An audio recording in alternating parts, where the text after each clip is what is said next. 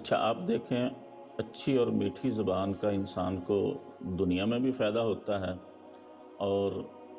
انسان کا اخلاق بھی عالی بنتا ہے۔ وہ بندوں کے قریب بھی رہتا ہے اور اللہ کے قریب بھی ہوتا ہے، اور قیامت کے دن نبی کریم صلی اللہ علیہ وسلم کی مجلس میں ہوگا۔ آپ دیکھیے کہ ایک سرکہ بیچنے والا اور شہد بیچنے والے کے درمیان گفتگو شروع ہوتی ہے، تو شہد بیچنے والا سرکے بیچنے والے سے کہتا ہے کہ بھئی کیا بات ہے،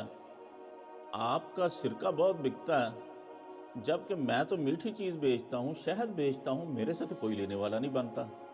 میری بہت کم بکری ہوتی ہے، میرے پاس خریدار بہت کم آتے ہیں شہد کے، اور تمہارے پاس تو جو سرکہ ہے یہ کتنا آپ کا نکلتا ہے اور کتنے لوگ خریدار جو ہیں آپ کے پاس آتے ہیں اس کے۔ تو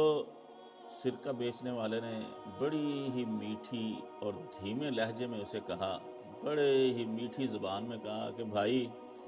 بات یہ ہے کہ میں ترش چیز میٹھی زبان سے بیچ لیتا ہوں،